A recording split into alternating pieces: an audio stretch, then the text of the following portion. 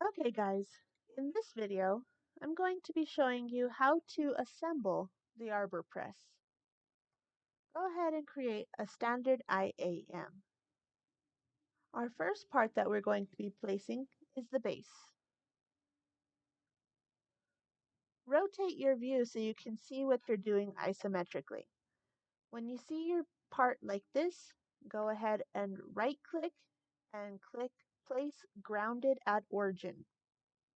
Once you have that, let's go ahead and bring in our column.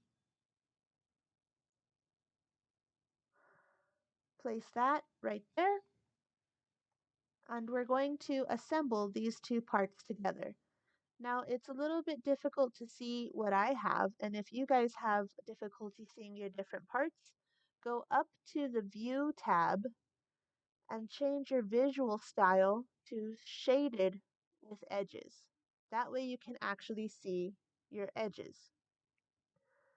Now let's go back to the Assemble tab and click on Constrain. We first want to make sure that these two holes line up.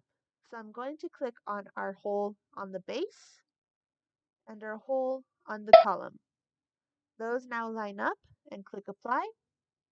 I then want to make this surface of our column be flush with this surface of our base. And once you have that, click Apply. And then I want to make sure that this line of my column will lock in with this line of our base. Once you have that, click Apply and Cancel. This part, if we try to move it around, will not move, and we can go ahead and rotate it so we are looking at it from this direction. Our next part that we want to put in is our table. Go to Place and bring in Table. Line up your center hole or your axis of our table with the hole on our base and click Apply. If your part is inside, just go ahead and highlight it in the browser and see if we can't drag it up. I hope that if we can't drag it up, that's fine. We can undo. And we can go ahead and say that the face here and the face here are going to be mated.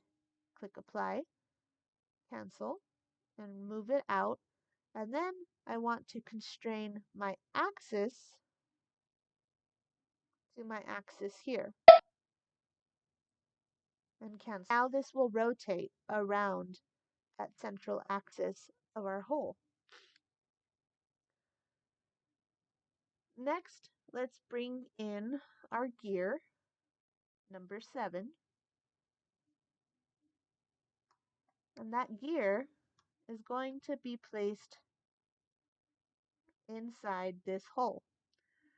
So I want to rotate my view and touch this surface of the gear and rotate it so I'm looking inside of our column and touch this surface of our column and click Apply, and then click on the axis of our gear and the axis of the hole in our column and click Apply.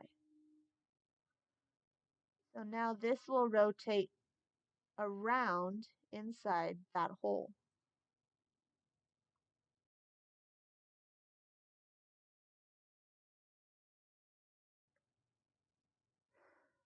Next, let's bring in our sleeve, number 5.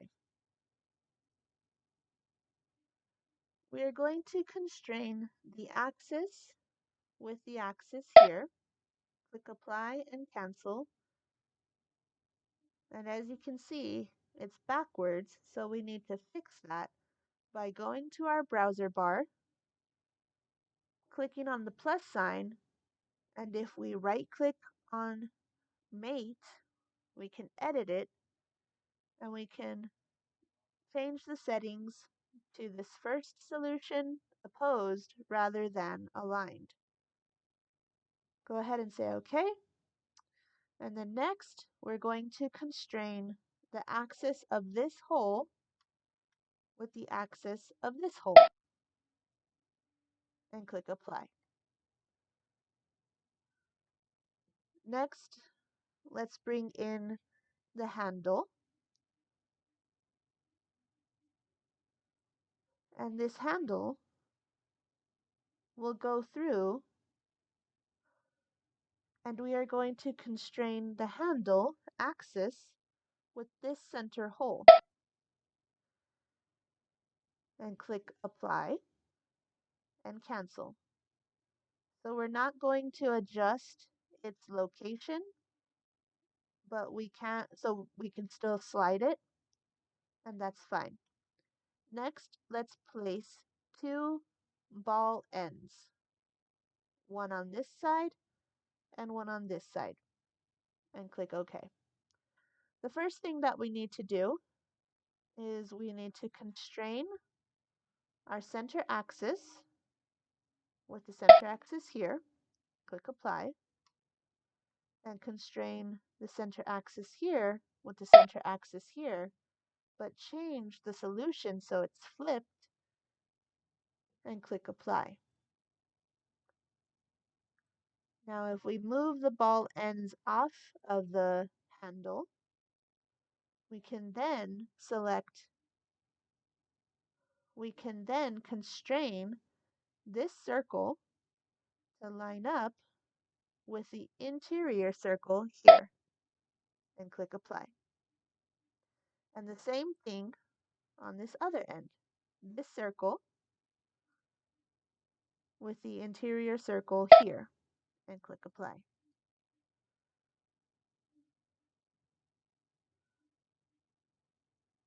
As you guys can see, it can spin. Next, let's add the rack. So I'm going to turn this around and then place my rack, number 11,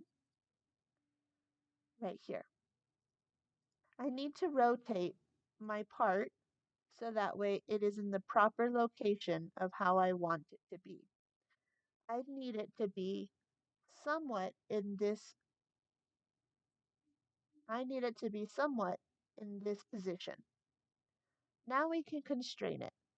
I'm going to click on this interior surface of the column, rotate it around so I'm looking at this part of my rack, and click, and let's rotate it around so we can see what we did, and hopefully it lined up, and click apply and cancel. So now you can see that it's not entirely flat, and that's fine. So we need to constrain this surface with this surface. And now everything is nice and neat and properly placed. Okay? Next, let's bring in our rack pad. This rack pad goes on the bottom of our rack. So I'm going to constrain this center axis with the hole on the bottom of our rack with the center axis there, and click apply and cancel and move this down, and then constrain this surface with this surface and click apply and cancel. Let's go ahead and place the cover plate.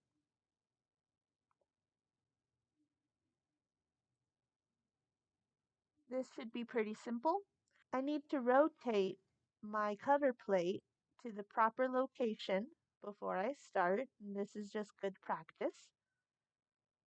So constrain your top face with the top, or make it flush with the top face of our column, apply, and make this and this be flush and apply, and then click on mate and make this edge and this edge touch and apply, and that isn't going anywhere.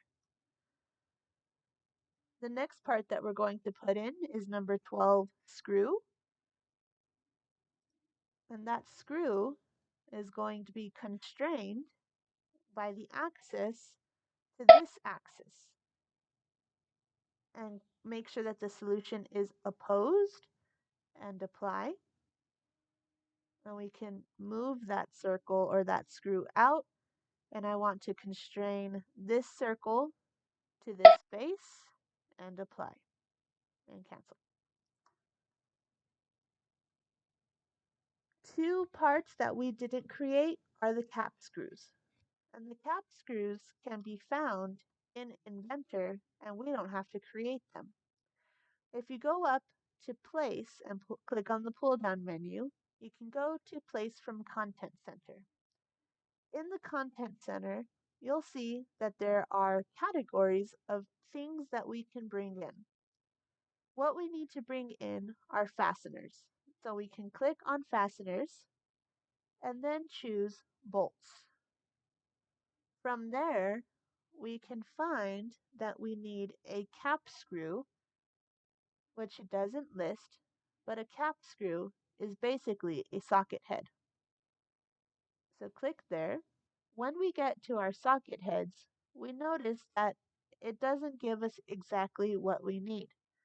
We can look through everything and we will not find what we are looking for. So we're going to have to choose something close to what we need. We can filter this, and we can filter it by ANSI, and that should give us regular screws that we can use. The first one that we are probably going to use is this hexagon socket cap screw. So double click on that and place it. What comes up is this dialog box. We need to change this to number 8. That's the size. We need to tell it how long it's going to be. So we're just going to choose 0.375 and then choose UNC as the thread type. We can look further into what it says, and it can tell us all of the information that we need, but we don't really need to see all of that. So we're just going to go ahead and click OK and click and place 4 cap screws. We then can constrain those into these 4 holes. We're going to choose that same cap screw. I want to copy this cap screw and paste it over here. This cap screw will go on the back side of the column. So I'm going to right click on it and change the size. The size of this cap screw is going to be 3/8. Unfortunately, Inventor doesn't put it in a logical order, so we have to scroll down to find 3/8. Once you get there, choose 1 to be the length of the screw and UNC to be the thread type.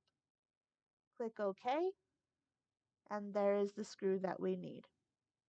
Let's rotate this around, move this, and then click on Free Rotate and flip it so that way this screw is in line with this hole. And then constrain this hole and the screw together, apply, and then this face with this face, flush, and apply. It's your responsibility to finish adding the constraints for these 4 cap screws in this location.